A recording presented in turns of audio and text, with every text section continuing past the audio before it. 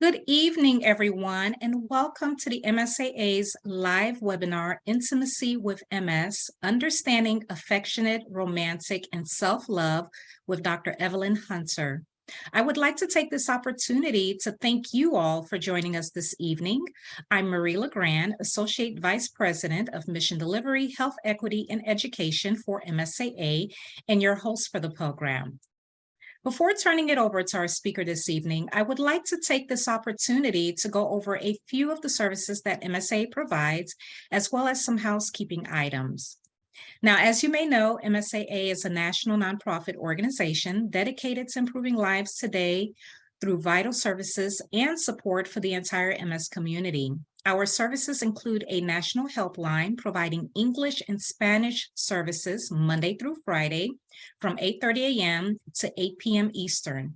Additionally, MSAA provides equipment and cooling products designed to improve safety and mobility and to also help with heat sensitivity. We also offer an MRI access program to help cover some of the costs for individuals with MS who qualify for assistance. We provide a variety of educational programs, including webinars such as this and on-demand videos, online tools, publication, and digital resources that includes the Ultimate Treatment Guide, which is now available on our website. Now, this interactive guide describes and compares 19 FDA-approved MS treatments and will help people living with MS make informed decisions and choices. MSAA offers support through Community Connection to help you stay connected with other members of the MS community. And to learn more about MSAA's programs and services, please visit our website or give us a call to speak with one of our specialists. Now, as a reminder, throughout tonight's program, you will have the opportunity to ask questions by typing them into the chat box. We encourage you to submit questions throughout the program, and we will do our very best to answer your questions during the Q&A portion of tonight's webinar. At the end of the program, we ask that you please complete a brief survey. Your feedback is extremely important and will help us in developing future programming and content. A link to the survey will also be included in the chat box. Please note that this program is for educational and informational purposes only and does not constitute as formal recommendations. Please speak with your doctor or healthcare provider if you have any questions or concerns. We are extremely grateful to have Dr. Evelyn Hunter back with us, who will provide us with an understanding of intimacy in the cultural context of Black and African American communities, as well as the corresponding emotional engagement that intimate partnerships require. Participants will learn about obstacles and strengths to develop intimacy in the context of multiple sclerosis. Now, without further ado, I'd like to introduce our speaker. Dr. Hunter is a licensed psychologist in the state of Alabama and received a BA in psychology from Emory University and a Ph.D. in counseling psychology from Auburn University. Prior to joining Auburn Psychological Wellness Center, she completed an internship in general and multicultural psychology at the Georgia Institute of Technology and a postdoctoral fellowship in health psychology at North Main Counseling and Wellness Premier Neurology. Her passion is to connect aspects of mental, physical, and spiritual well-being in addition to clinical practice at Auburn Psychological Wellness Center. She is also an associate professor in counseling psychology. Welcome, Dr. Hunter.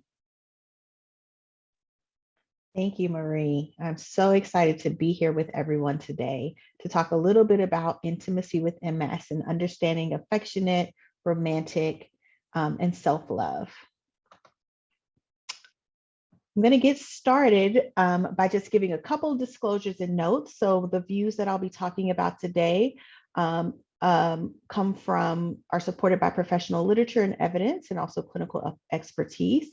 And we'll also be using a Vivox app today. So throughout the program, I'm going to ask you to be interactive and participate with me. And I'll tell you a little bit about how to get to Vivox, that app, in a moment. So let's talk about what we'll do today. We're going to start by talking a little bit about understanding intimacy, including how we differentiate between the types of intimacy and barriers to intimacy. And then we're going to move into understanding some cultural barriers in our intimate partnerships that really are rooted in Black communities and intimate partnerships within Black communities. We'll then move into understanding contextual barriers and how we might combat contextual barriers. And the context that we share tonight is the context of multiple sclerosis. So we'll focus on multiple sclerosis as a contextual barrier. And then finally move into navigating intimacy in healthy and culturally adaptive ways as we learn about commitment barriers and how we navigate those in the context of partnerships.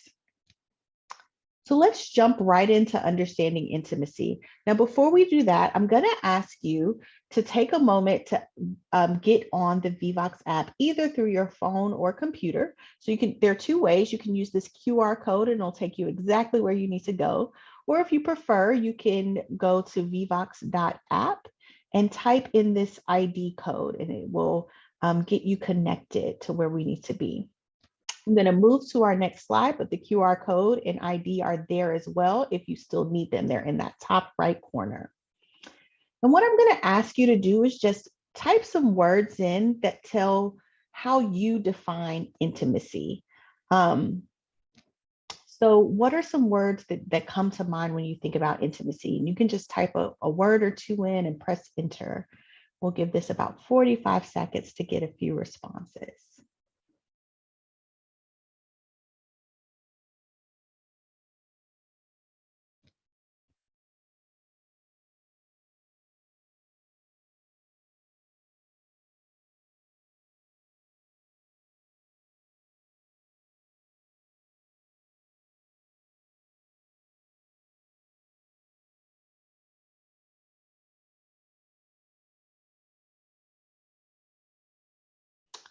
I have about 15 seconds left. So if you want to go ahead and type in a word and press enter.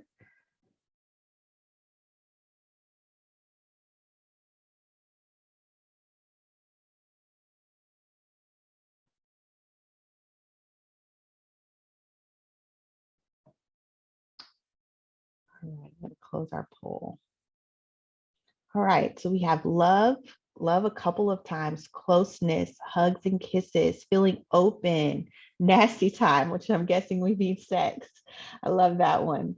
Sharing feelings, affection, absolutely. So we're right on track with regard to sort of how we think about intimacy. I'm going to share sort of how we talk about it in the professional literature, but you all were right on target. So intimacy is relational closeness with someone else. So that trust, that openness, and that vulnerability. And tonight we're going to really focus on three types of intimacy. So we're going to talk a little bit about emotional intimacy, which is sort of our transparency and openness in our feelings and our fears and our thoughts. We're definitely going to talk about physical intimacy, both sexual and non-sexual. So hugging, cuddling, kissing are also forms of physical intimacy. And then we're going to talk about intellectual or cognitive intimacy. So this is about intimacy where we're sharing ideas, opinions, our life perspectives, and really learning from someone else in relationship. Intimacy is a demonstration or a product of that healthy relational love. So you know, when we share their words, there were a couple folks who put love there, and intimacy and love are deeply connected, right? Intimacy is really how we demonstrate healthy relational love. And in general, relational love is creative and compassionate and supportive care for another person. And it takes on a number of different contexts. So there's affectionate love, where we really support and enjoy relationships. There's bonding, there's esteem building, you know, folks are gassing you up, shouting you out. And typically targets of affectional love are our friends, our siblings, our parents. There's also romantic love. Romantic love is often what we think about when we think about intimacy. And that romantic love is compassionate, it's creative, it's often energetic. And the target of romantic love tends to be romantic partners. And then finally, a really important form of love that we often forget, but we don't want to leave off the table tonight is self-love. And self-love is that empathetic understanding for oneself, its openness and authenticity. So sort of an honest openness with the self. And of course, the target of self-love is you. So as we understand how we build intimacy, what we're understanding is how we better demonstrate healthy relational love to one another. I love this quote by Nikki Giovanni. She says, "We love because it's the only true adventure." So true. So we're going to get into talking a little bit about barriers to intimacy so we can understand what's blocking intimacy and how we might combat some of those barriers. And we're going to hit on 3 barriers tonight. So the first set of barriers we're going to talk about are cultural barriers. And cultural barriers, especially in Black communities, are how we learn to be or not to be vulnerable with one another. Then we're going to talk about contextual variables in the context of our lives. So as I shared, that contextual barrier we're going to focus on tonight is multiple sclerosis. And then finally, we're going to talk about commitment barriers. And commitment barriers are those interpersonal barriers to intimacy that happen in engagement with one another. So let's jump right into the cultural landscape and talk about those cultural barriers. So first, we have to be honest about the things that we learn. And I'm going to share 4 cultural barriers to intimacy tonight, but there are many more that often can be rooted in the Black community as a whole, but also sometimes in our families. We can have certain cultural barriers that are unique to our own family systems. But one that's common in the Black community is that we keep our business in the house. Okay.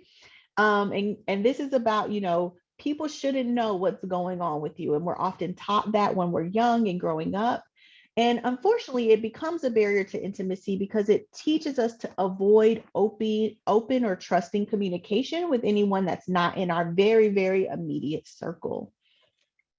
Another controversial barrier that we learn is don't have no babies, or there are lots of ways that this is taught, keep your legs closed, wrap it up, all of that context. And oftentimes this can be seen as a really positive lesson, especially for folks who are not ready to have children or not ready to engage in sexual intimacy. But what this cultural barrier can inadvertently do is avoid acknowledgement of any type of intimacy that's not sex. So we don't sort of understand non-sexual intimacy like hugs and kisses and cuddling. And when we are ready to engage in sexual intimacy, we lack understanding and we lack an ability to communicate around sexual intimacy. So this really shuts down learning how to talk about sex.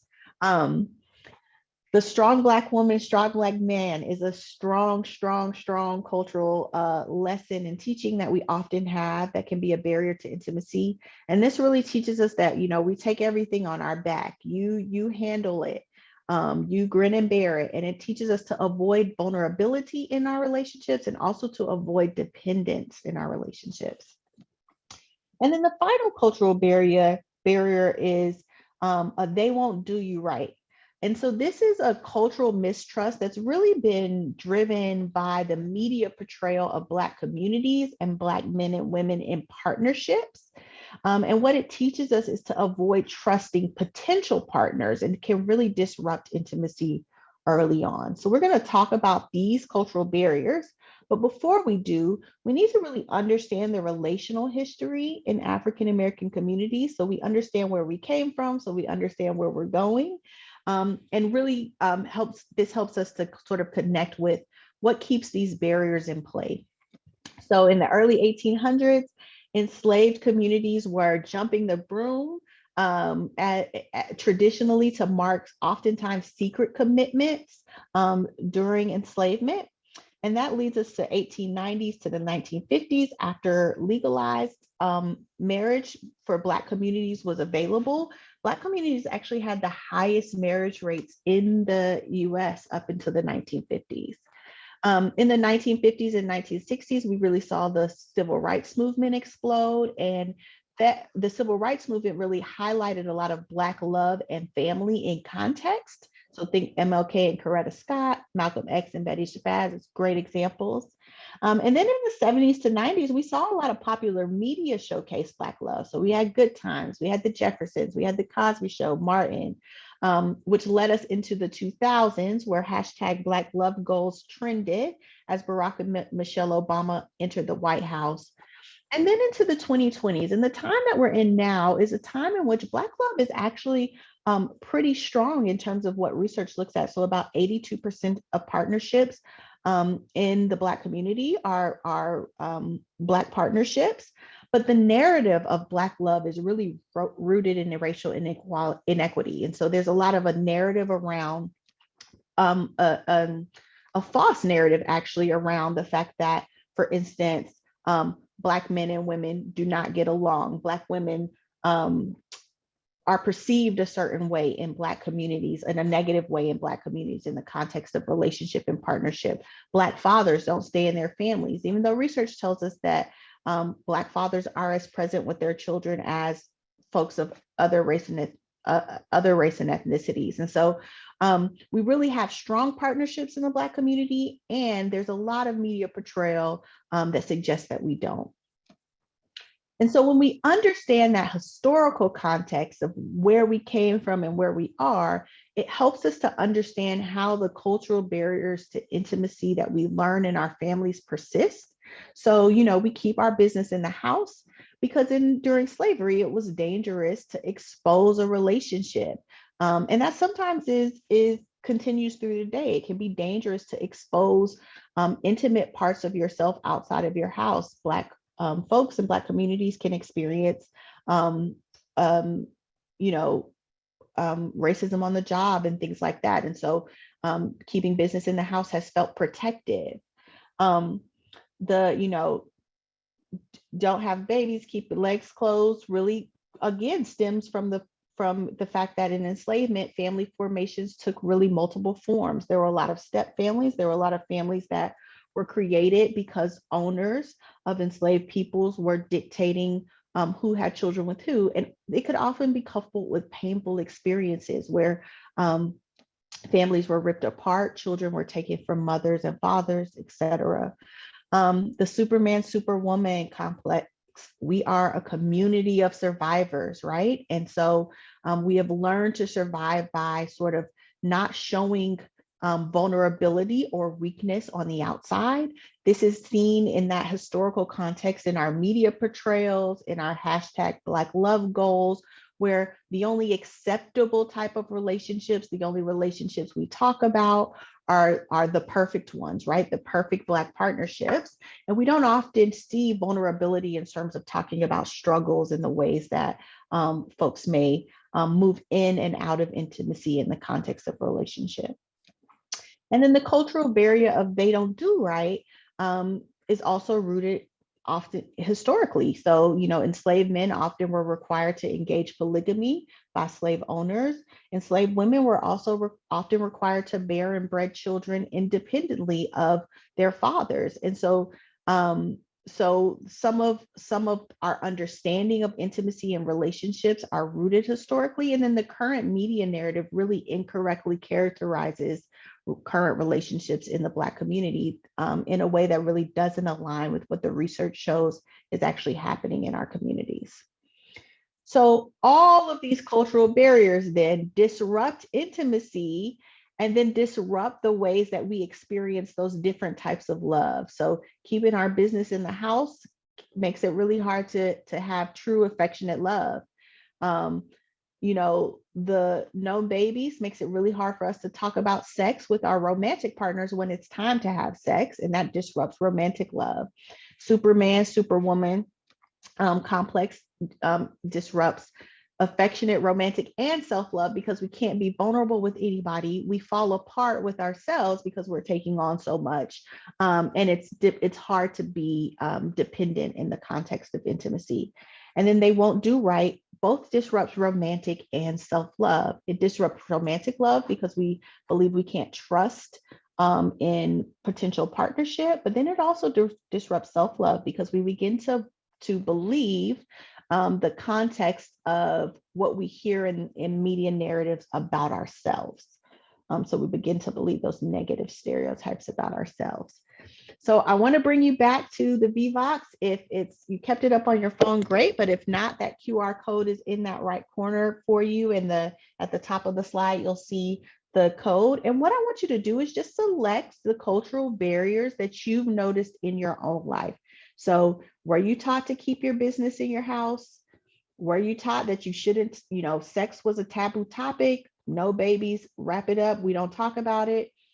Have you adopted a superwoman, superman complex? And you can check all of these or none of these. Did you adopt a, Black folks don't do right? Or is there some other cultural barrier that you're familiar with? And just check as many as apply.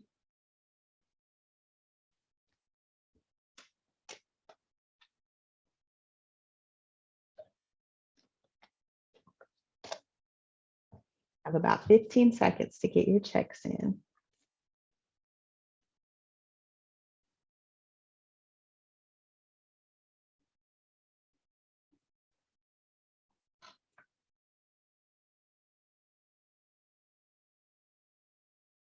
All right, so wow, 75% of us were taught that we keep our business in the house. We got, 62% were taught that sex is not a topic that we talk about. Superwoman, Superman, about half of us, and we're taught that we can't show weakness or vulnerability. About half of us were taught that we can't trust relationships. And then there's a whole 37% of us that have some other cultural barrier that they're realizing that has come up that may be a barrier to intimacy. So I'll be interested to hear about those during our Q&A, and feel free to put those in the chat as well. So we want to address barriers to cultural intimacy because the absence of intimacy can be dangerous to us. There's a great book that I recommend called What Mama Couldn't Tell Us About Love. And the author at the forward of that book writes a letter to their mother. And it reads, "Mama, you taught me how a Black woman could survive and prevail in this world, but only if we are stronger than everyone else. You took me right where I should be so I could learn what I had to do in this world. But the one thing I desperately needed that you couldn't teach me caused me so much pain that even with your strength at 64 years old, you lay down to die. You were so starved for love. The one thing worse than being lonely is the ache of living with someone without intimacy." So how do we combat then cultural barriers to intimacy? The way we do that is to lean into our community strengths that are built into our relational schemas. So Dr. Hunter, what is a relational schema? It's a fancy word, but it just means our thought process. Our relational schemas are the thoughts that we hold about relationships. And community strengths in the Black communities, especially, are all the aspects of relational engagement that are unique to Black communities, that are uplifting to Black communities, and beneficial to Black communities. So centering relational schemas that focus on our community strengths as opposed to some of those cultural barriers, it allows us to override cultural barriers in intimacy. So we're going to talk about two of those community strengths that can really combat cultural barriers for us. So the first is the village mentality. Black communities are interconnected. And what's really interesting, that what you see in research, is that a lot of folks in Black communities have an unwillingness to burden others or to lean on or to be dependent on others, but there is a willingness to give support and to have others lean on them.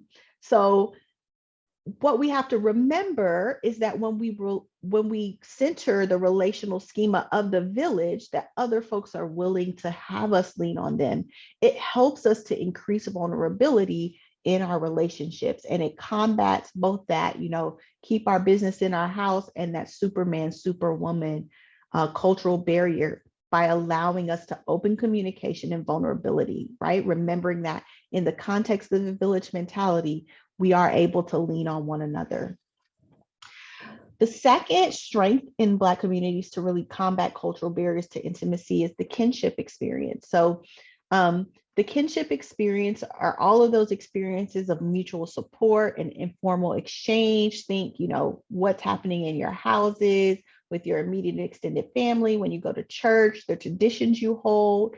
And what tends to happen in the context of a kinship experience is that we hear stories and see examples of healthy, intimate partnerships. And so those examples can be sought out. We can seek out individuals or couples or partners or friends in our kinship experience that are engaging in healthy, intimate partnerships. And that really combats the, inability to talk about sexual intimacy or to talk about types of intimacy that's difficult and that folks don't do right? It combats those by helping us move into openness to intimacy and trust. So that's how we combat cultural barriers. And I love this quote. It's an absolute human certainty that no one can know their own beauty or perceive a sense of their own worth until it has been reflected back to them in the mirror of another loving, caring human being. So now that we sort of talked a little bit about cultural barriers, let's move into contextual barriers to intimacy, specifically around MS. And so just a reminder, we're going to focus on these three types of intimacy: emotional, physical, and intellectual intimacy. And MS hits all three of those types of intimacy in different ways. So about 80% of folks at some point report some intellectual or cognitive difficulties around intimacy and multiple sclerosis. But in the context of emotional intimacy, 55% of partners report that MS actually increases emotional intimacy and communication. The context of MS builds something that's connecting for partners. And then in terms of physiological intimacy, about 75% of folks with MS report at some point over the course of MS some difficulties with the physical aspects of sexual desire and sexual functioning. So we're going to talk about all of those today. Now, important to remember that intimacy is interconnected. So intellectual, emotional, and physical intimacy are connected. And when we begin to address pieces of those intimate barriers, they impact the other areas, right? So we don't have to tackle all the areas of intimacy at one time. The other thing to remember is that barriers to intimacy can impact anyone in a relationship. So that could be the patient with multiple sclerosis. It can be the care partner. It could be a sibling, a child, a close other. And so all of us can work on our barriers to intimacy. I'm going to talk a little bit about first barriers to intellectual intimacy. So the first is secrecy, kind of feeling like no one can know about my MS or no one can know about my specific symptoms. I can't talk about this out loud. The second is a lack of information. Sometimes we don't know how to talk about our concerns with MS in general or specific to intimacy, right? What are the words I use? How do I even phrase this? How do I have this conversation? Differences in communication can also be a huge barrier to intellectual intimacy. So, I'm very extroverted as a person. My husband is very introverted. We are closing in those barriers to intimacy all of the time in our differences in communication. So maybe, one partner is a person who Googles everything and wants all the information, and another partner is a person that wants to know nothing. Maybe one's a talker and one's the silent type. Maybe one partner is a super planner. They're going to leave this session and say, I'm going to write down the 10-step plan to how we're going to improve our intimacy. And another partner is like, let's just, see how it goes, fly by the seat of our pants. So sometimes we have to bridge those differences in communication. And then there's also the catch-22. And this is really in the context of new partnerships, affectionate, romantic, where, it feels like I can't really share about MS until I'm really close with someone, but I have trouble getting close with anyone because I don't really share. And so those are barriers to intellectual intimacy. And there are a few ways we can combat barriers to intellectual intimacy in MS. So the first is to improve our communication around topics that aren't as threatening as maybe MS or how MS shows up in our intimate relationships. Oftentimes when we improve communication with loved ones, generally, it improves communication across all aspects. We can also write it down. So journaling how we might imagine a conversation could go or how we want it to go can give us a little bit of courage, help us strengthen our resolve. It can help us identify the really important things that we want to make sure we say. And it can help us clarify thoughts and feelings before we have the actual conversation. And then finally, there are a ton of resources that can help us talk to one another, help us improve our intellectual intimacy. So partner therapists who will see romantic couples, family, siblings, friends. There are support groups and communication trainings, and all of those can be helpful resources to combat barriers to intellectual intimacy. Now I'm going to move to barriers to emotional intimacy. And there are a number. The first is uninvited mental health concerns. So it's very common to experience anxiety, depression, shame, or guilt in the context of multiple sclerosis. And oftentimes our own experiences of uninvited mental health concerns can disrupt our emotional intimacy with others. There's also excessive concern, where we kind of become more focused on MS concerns than on engaging emotional intimacy in a partnership. And this is especially true for care partners, where care partners can really dive into really caring about the physical aspects of multiple sclerosis in their loved one, and disregard some of that emotional intimacy in the partnership. Silence is another one. It is sort of related to secrecy and intellectual, where we avoid connection altogether. We sort of stay silent. We don't say what's on our mind. We don't say how we feel. And then oftentimes it's misinterpreted by other folks as a lack of concern. And again, this goes for care partners, for folks with MS, for friends. And then finally, disappointment is a barrier to emotional intimacy. Oftentimes, for most folks, MS is not how you imagine things.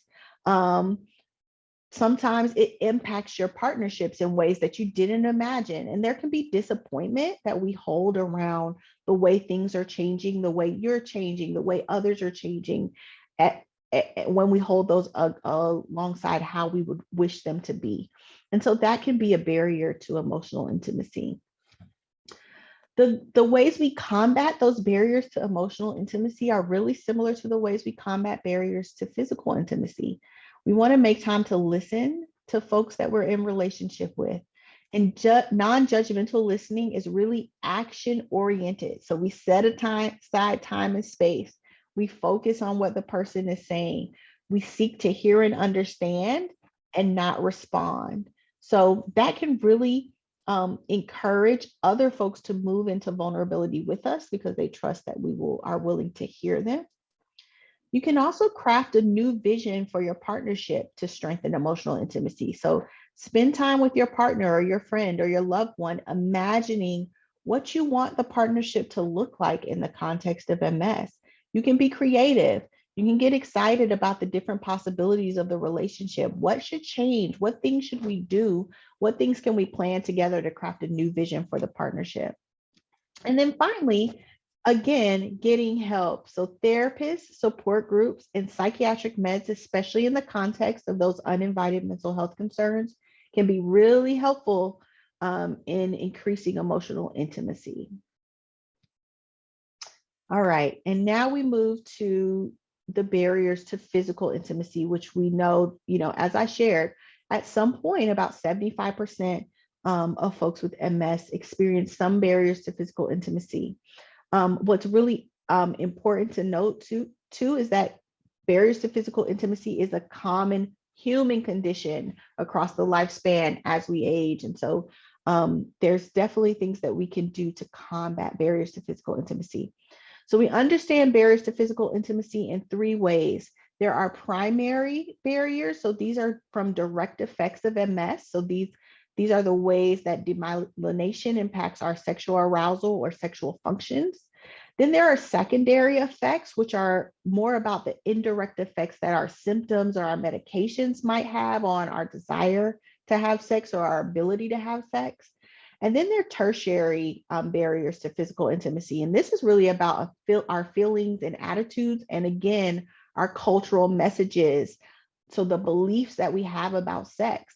Sex as an act is really an intersection of the mind and body. And some studies have suggested that up to 70% of the effect of sexual arousal and climax is mental. And so sometimes our feelings and attitudes and cultural messages can get just as much in the way of our physical ability to have sex as some of our primary and secondary symptoms.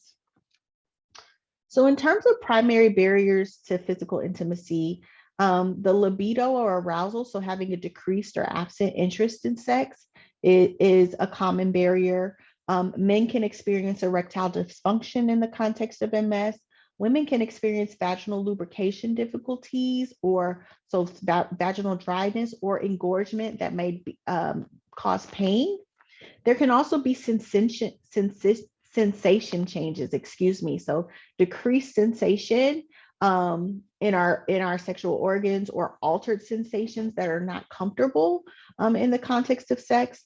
And then sometimes orgasm or climax can be impacted. So there can be a decreased intensity or frequency of orgasm, or the ability to orgasm. And oftentimes the primary barriers can lead to some unintended outcomes. Most commonly reported is sort of partners misinterpreting the loss of affection or interest, the loss of interest in sex, or the loss of libido as a loss of interest in the relationship. So communication around the barriers to physical intimacy is really important. There are also secondary barriers to physical intimacy. So fatigue, bladder and bowel syndromes, and worrying about incontinence during sex. Spasticity can make it hard to find a really comfortable position. Cognitive changes can make it hard to focus attention on maintaining arousal during sex. And then many of the medications that are prescribed can disrupt physical intimacy. So the meds for bladder can cause vaginal dryness. Meds for spasticity can increase fatigue sometimes, and oftentimes meds like antidepressants can interfere with arousal and climax.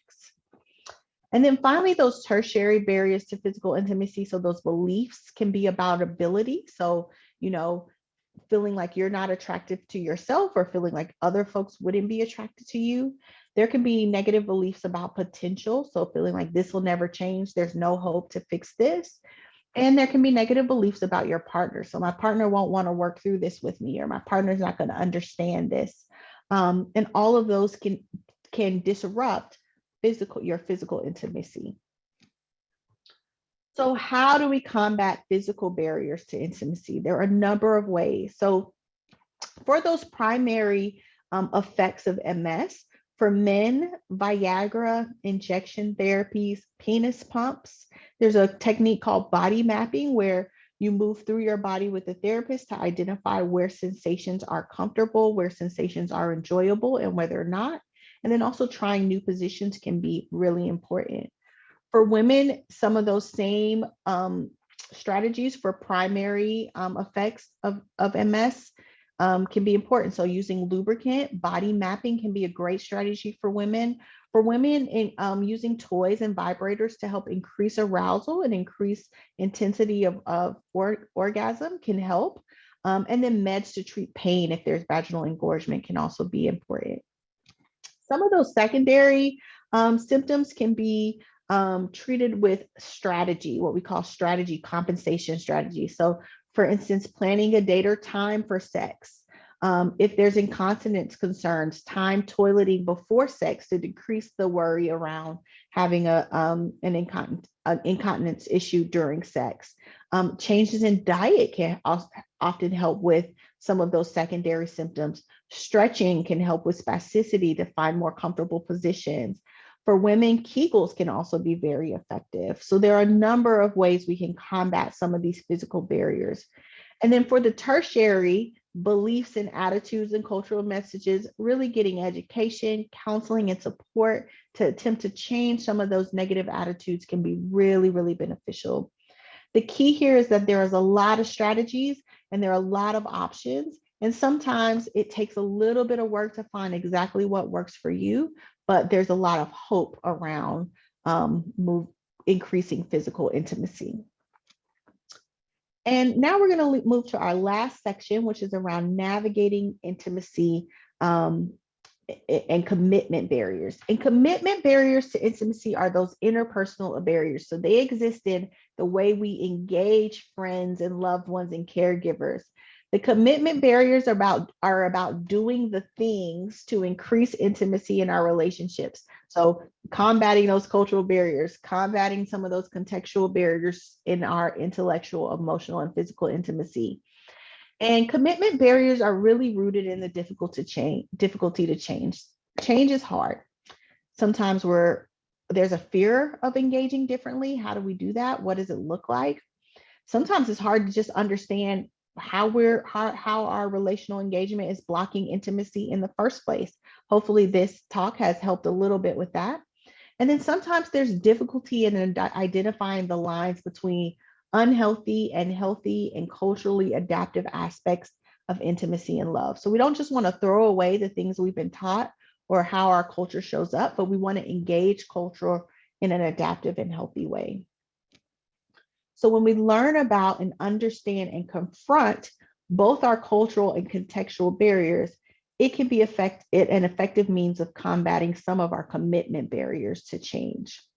So what we're going to talk about now is the dimensional model of relational intimacy and how we sort of think about contextual barriers. And so again, we can engage with each other in a healthy way, in an unhealthy way, and in a culturally adaptive way. I'm going to talk about the midpoints of this. So those culturally adaptive unhealthy are any cultural behaviors that result in disconnection, detachment, isolation, or disinterest in our relationships. Black communities are a connected, interconnected community. Anytime we're detaching, it's not very healthy for us. Now, there are some types of engagement that can be healthy or unhealthy depending on the context. So for instance, in affectionate love, maybe you don't want to discuss an exacerbation or a relapse with a friend. Well, if you're not discussing it because you really want to stay positive and it helps you sort of center yourself on sort of the positive aspects of how you imagine the exacerbation, moving through the exacerbation, then that could be a really healthy way to engage, especially if you're able to share your experience later. But if you're not sharing about the exacerbation because you don't want to be vulnerable or you don't want to appear weak, then that might be an unhealthy way of engagement. For romantic love, let's say a decreased libido or interest in sex leads you to tell your partner you don't want to have sex. Well, that can be done in a really healthy way where communication around sex and your feeling and your desire can really help to aid in physical intimacy. But in unhealthy ways, if sort of you're telling your partner you don't want to have sex, but you're not really interested in talking through why that is, or helping to communicate around what makes some actions be to sort of help you feel good about where you are, then that might be an unhealthy type of communication. And then in self-love, maybe you tell yourself, I'm not worried about how I am about this. This is not, sexual, emotional, affectionate relationship that's not a big deal right now. If that's rooted in truth for you, if that's rooted in a self-acceptance, then that can be a really healthy thing. If it's rooted in sort of an avoidance of things that might be bothering you, then that's not self-love. And sometimes we have trouble knowing the difference between self-protection. I'm telling myself this thing that I don't care about it because I want to protect my heart from hurting, and self-love. And we really want to move into self-love. And then where I love for folks to be is in the healthy and culturally adaptive range of engagement. So this is where we engage our culture in really healthy and adaptive ways. So for instance, in affectionate love, maybe you establish small, ongoing support needs with your friends that honor your relationship. And, you have, for instance, you set up something to have coffee once a month after your friend takes you to a doctor's appointment. So it's a way to, both ask for support, but in the context of the friendship so that you're not feeling overly vulnerable. Maybe in romantic love, you develop a signal or communication with your partner when it's not a good day to have sex. So there's a way for you to communicate about what's going on for you with your partner That doesn't require you to actually talk about sex if that's something that sort of is uncomfortable culturally still, or you're still learning the techniques about doing that. And then self-love, something that's healthy and culturally adaptive might be establishing a rest practice after any accomplishment. So, you do something no matter how big or how small. You clean the dishes, or you write down something in your calendar that you said you would write down, and you get to have some sort of rest practice, whether that be a nap or reading a book or relaxing. You take care of yourself to give yourself sort of a loving embrace for doing those things. And these can be healthy, culturally adaptive as you sort of combat the superwoman, superman complex. All right, I'm actually going to skip this, and I want us to have time for discussion. And so I'm going to go ahead and move us into the question portion. And I am looking forward to answering your questions and also hearing your thoughts. I saw the chat was blowing up. Wonderful. Thank you so much, Dr. Hunter. This was absolutely amazing. I really enjoyed, hearing your presentation. And I think it's a presentation that can apply to so many individuals, whether you're living with MS, whether you're not living with MS. And regardless of your background and who you are, because you brought up so many important and valid points that many individuals can also relate to. Thank you. So thank you. Yes. So we had some questions that came in earlier, and we wanted to give everyone the opportunity to also put in their questions into the chat box. So just as a reminder, please be sure to type your questions. And we had a few come in, as I mentioned, prior to tonight's webinar, and we'll go ahead and start with this one. How do you manage intimacy when treating one symptom can lead to another problem in intimacy in another way? Yes, this is a really good question. And as I shared in the presentation, intimacy is really connected. And so oftentimes, we start a new medication to address depression, and that creates some difficulties in arousal, for instance. I think really looking at this as a journey toward wellness is really important. And so increasing intimacy is a journey toward wellness. And oftentimes we have to find what fits best in that journey toward wellness. And so you don't want to think about increasing intimacy as a one-time thing. It's something that we move toward across our lifespan, that will have different areas where we are really strong in specific parts of intimacy, and different areas and times when we struggle. And so if you, for instance, start a new medication, or you have a new symptom that decreases an aspect of intimacy that you previously were working on or previously didn't have issue with, I think getting with your care partners, getting with your neurologist, your therapist, your romantic partners, your friends, and really crafting a strategy around moving toward wellness and being patient in that journey, I think is really important. Wonderful. Thank you for that. Now, how do you talk with your partner about going to therapy or support groups to improve intimacy? That is a really great suggestion. I think it's really important in the context of Black communities as well, because we often don't think about mental health as something that, when I was growing up, my mom was like, Black people don't go to therapy, right? So sometimes we're trying to figure out how to talk to our partners, and also combating some of those cultural barriers to getting help.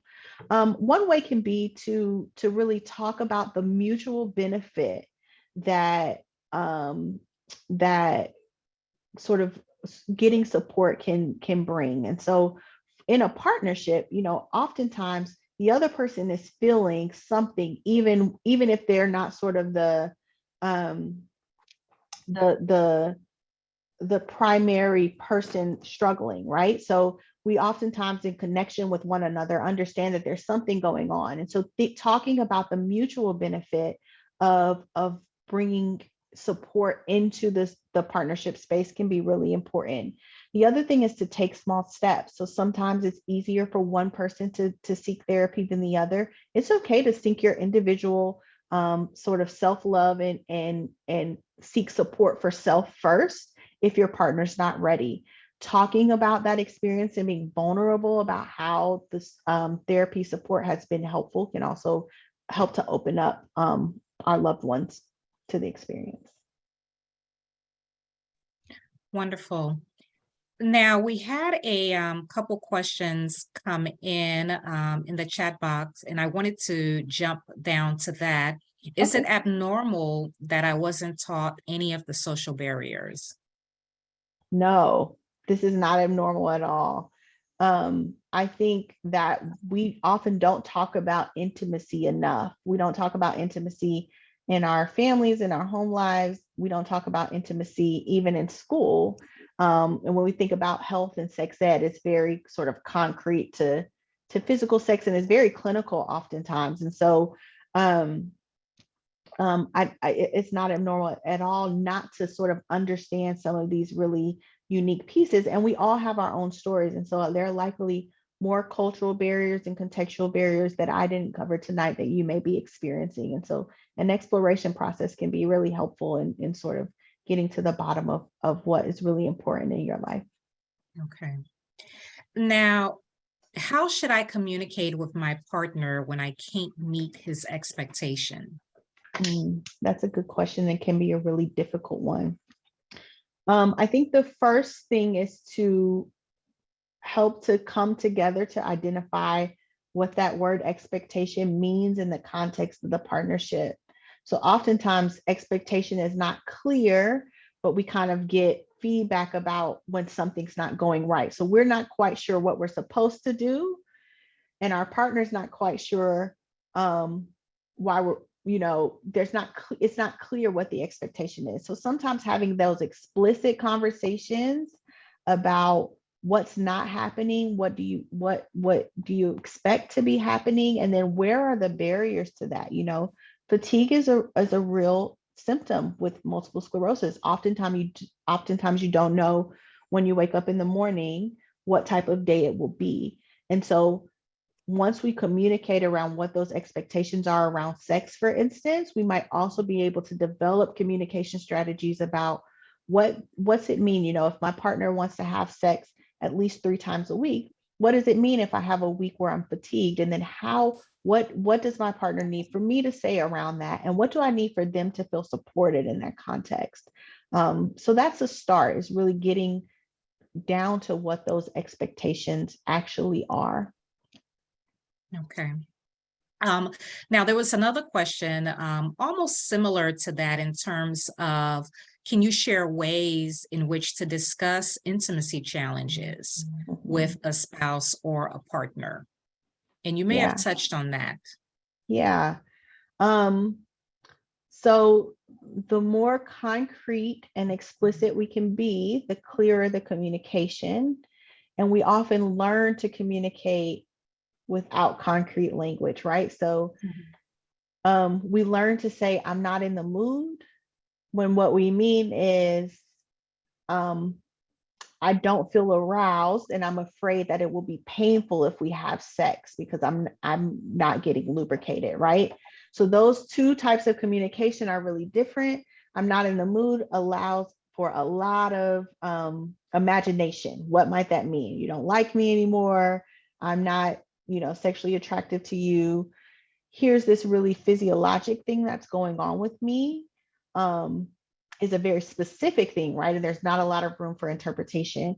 So one of the strategies that I talked about was writing things down. That can be really helpful, especially because many of us are uncomfortable talking about sex.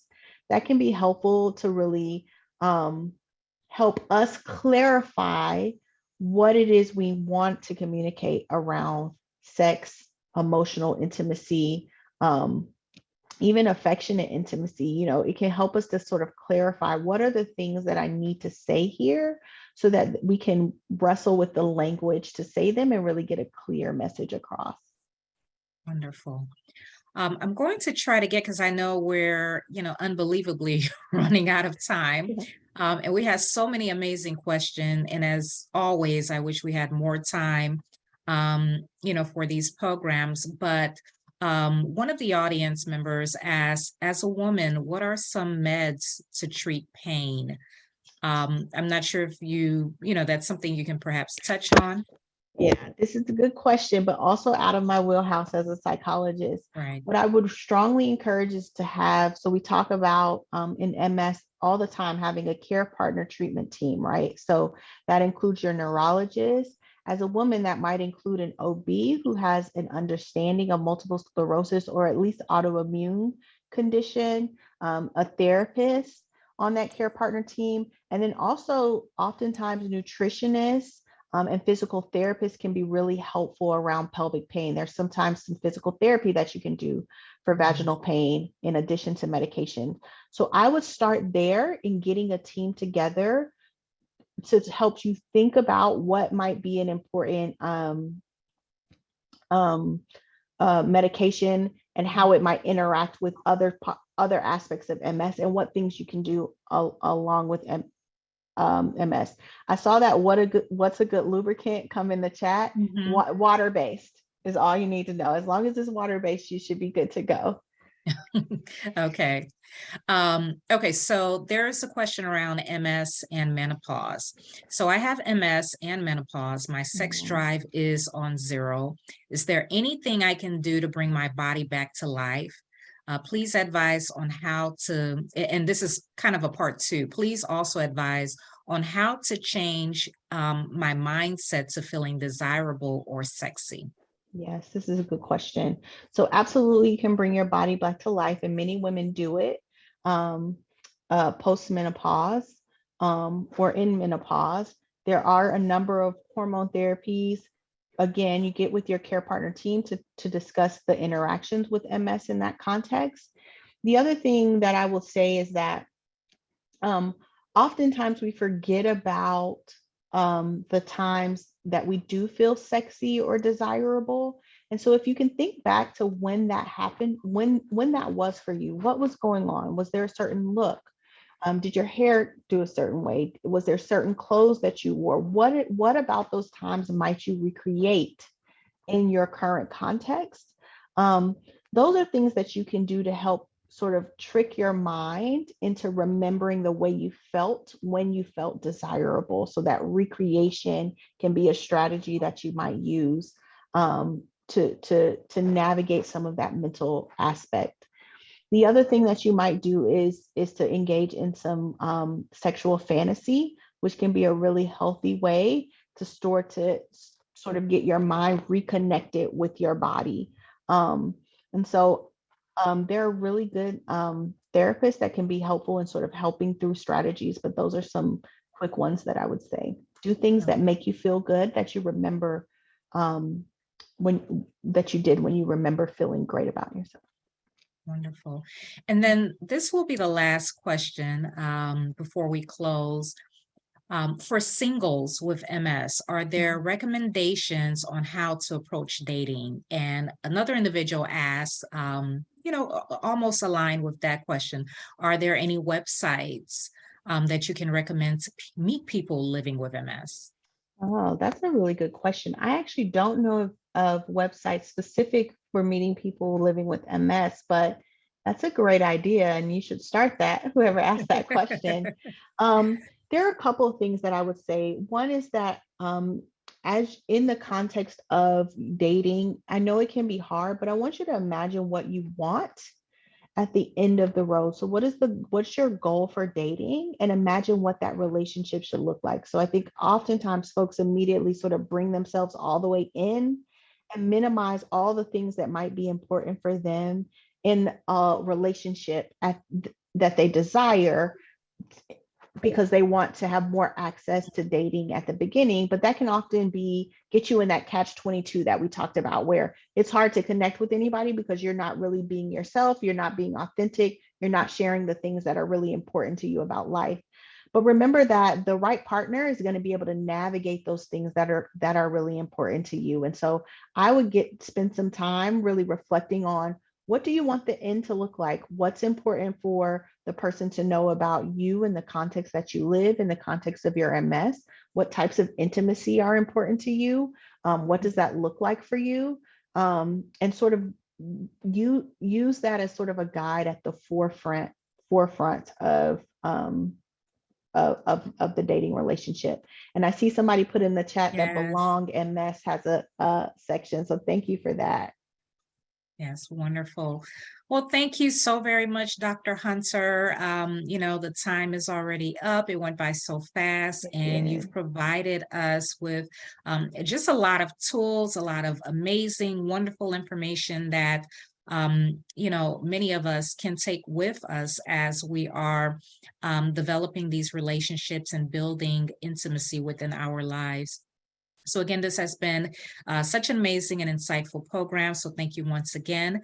This concludes the webcast. Tonight's webinar was recorded and will be made available on our website. Please do visit MSAA's calendar of events for our upcoming webinars and events. And on behalf of MSAA, we would like to thank you once again, Dr. Hunter, for taking the time and providing us, as mentioned, with the tools needed to better understand intimacy while living with MS, as well as one's relationship with themselves and others. To our wonderful audience, we would like to thank you for joining us this evening. Please take a few minutes to complete the brief survey, which will appear on your screen momentarily, and know that we are thinking of the entire MS community and hope that you and your families continue to stay safe. Thank you and have a good evening.